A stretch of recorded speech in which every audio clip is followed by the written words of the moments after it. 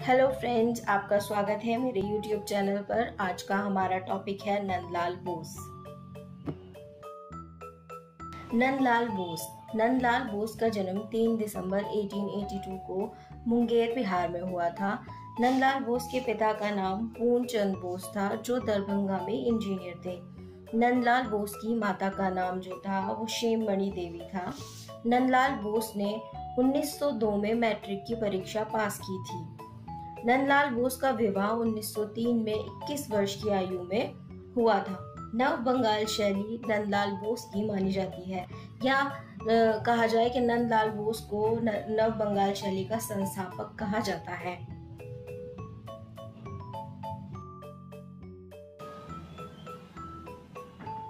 नंदलाल बोस को शांति निकेतन में बाबू मोशाय कहकर पुकारा जाता था। नंदलाल बोस जो थे, उन्होंने कांग्रेस का अधिवेशन हुआ था गुजरात में, उसके लिए उन्होंने पोस्टर बनाए थे, पोस्टर चित्रित किए थे। 1909 से 1911 के मध्य लेडी हैरिंगम की अध्यक्षता में जो असित कुमार हल्दर के साथ अजंता की अनुकृतियां बनाई थी नंदलाल बोस ने। ये क्वेश्चंस भी बार बार पूछे जाते हैं ईयर वाइज कि अजंता नंदलाल, कई बार क्वेश्चंस पूछे गए हैं कि नंदलाल बोस ने कब अजंता की अनुकृतियां बनाई या किन किन आर्टिस्ट ने, उसमें नाम होता है, ऑप्शन में कई आ जाएंगे, उनमें नंदलाल बोस भी होगा। तो ये ध्यान से देखना है कि जो भी ऑप्शन के अकॉर्डिंग हो उसमें हमें निशान लगाना है या वही ऑप्शन सिलेक्ट करना है। नंदलाल बोस के बारे में ऐसा कहा जाता है कि अवनींद्रनाथ टैगोर का एक छात्र उनसे भी आगे निकल गया।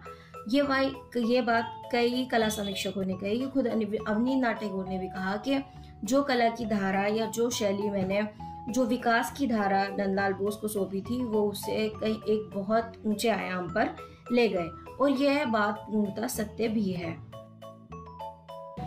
हरिपुरा कांग्रेस अधिवेशन में जो नंदलाल बोस ने पोस्टर बनाए थे या पंडाल बनाया था, उसकी विषय वस्तु जो थी वो पूर्णतः भारतीय ग्रामीण जीवन, किसान, भारत का जो ग्रामीण जीवन था वही सारी उसकी विषय वस्तु थी। हरिपुरा कांग्रेस में बनाए गए चित्रों का जो माध्यम था वो टेम्परा था। नंदलाल बोस को 1954 में भारत सरकार ने पद्म विभूषण से सम्मानित किया। ये मोस्ट इम्पोर्टेंट है, बहुत बार पूछा गया है, क्योंकि यहीं से शुरुआत होती है। पद्म विभूषण 1954 में नंदलाल बोस को मिला। नंदलाल बोस को भारतीय कला को सम्मान दिलाने का श्रेय जाता है। ये भी एक ऐसे आर्टिस्ट थे जो पॉलिटिकली भी और देश की क्रांति में और कई सारे आंदोलनों में उन्होंने भाग लिया। उन्होंने नमक आंदोलन, असहयोग आंदोलन में गांधी जी के साथ उन्होंने भाग लिया। नंदलाल बोस का नाम शांति निकेतन से जुड़ा हुआ है। शांति निकेतन के कला भवन में नंदलाल बोस अध्यक्ष रहे। नंदलाल बोस जो है वो कला भवन शांति निकेतन के प्रथम अध्यक्ष भी बनाए गए, और ये कार्य उन्होंने 35 वर्ष किया।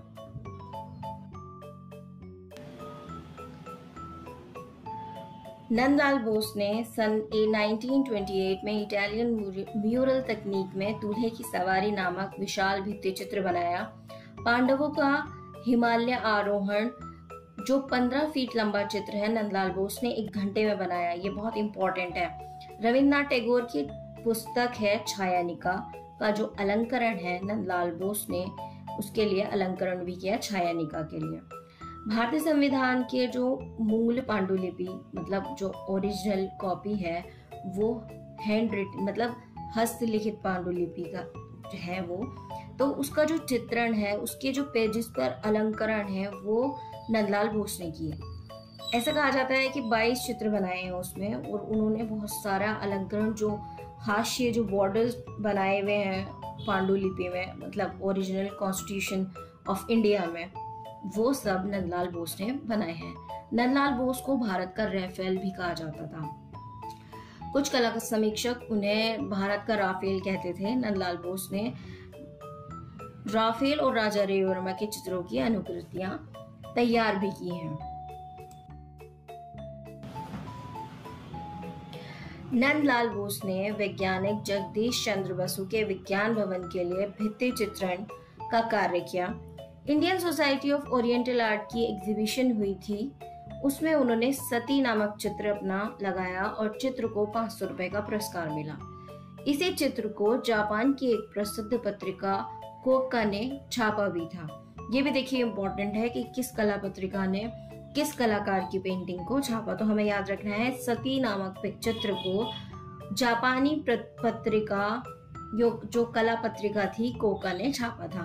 1916 में जापान के चित्रकार जो रविंद्रनाथ टैगोर के पास भारत आए थे, उनका नाम था अराई कैंपो, जो जापानी कैलीग्राफी आर्टिस्ट थे या कैलीग्राफी में मास्टर थे। उनसे नंदलाल बोस ने जापानी स्याही पेंटिंग सीखी।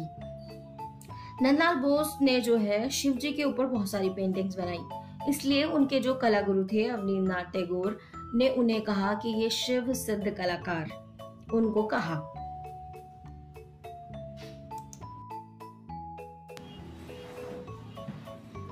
नंदलाल बोस को 1950 में बनारस विश्वविद्यालय ने डीलिट की उपाधि से विभूषित किया। 1952 में आपको विश्व भारती द्वारा देशिकोत्तम की उपाधि दी गई। 1954 में भारत सरकार ने पद्म विभूषण से सम्मानित किया। 1954 में कलकत्ता विश्वविद्यालय ने डीलिट की उपाधि से विभूषित किया। 1958 में कलकत्ता ललित कला अकादमी ने रजत जयंती पदक प्रदान किया। 1963 में रविंद्र भारती विश्वविद्यालय ने उन्हें डीलिट की उपाधि दी। एशियाटिक सोसाइटी कलकत्ता रविंद्र भारती ने जो शताब्दी पदक से उन्हें सम्मानित किया।